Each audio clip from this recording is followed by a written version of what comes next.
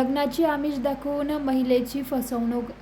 लग्नाची आमिष दाखवून महिलेची फसवणूक, मारहाण व मौल्यवान दागिने तसेच रोकड चोरी केल्याप्रकरणी एका युवकाविरुद्ध गुन्हा दाखल करण्यात आला आहे. पोलिसांनी दिलेल्या माहितीनुसार वय वर्ष 29 पीडितेने दिलेल्या तक्रारीवरून आरोपीविरुद्ध गुन्हा दाखल करण्यात आला आहे. तक्रारीनुसार 18 एप्रिल रोजी दुपारच्या सुमारास आरोपीने फिर्यादीला दुचाकीने शेगाव रोडवर नेले.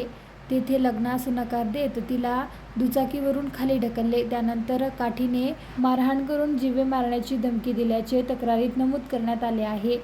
तसेच आरोपीने फिर्यादीकडून सोन्याची पोत, 2 अंगठ्या, 2 कानातले जोड, अंदाजे 4 तोळे, किंमत सुमारे 4 लाख रुपये तसेच घरातील सुमारे 3 लाख रुपये रोख रक्कम असा एकूण 7 लाख रुपयांचा माल चोरून नेल्याचा आरोप आहे. या प्रकरणी पोलिसांनी युवकाविरुद्ध गुन्हा दाखल केला आहे.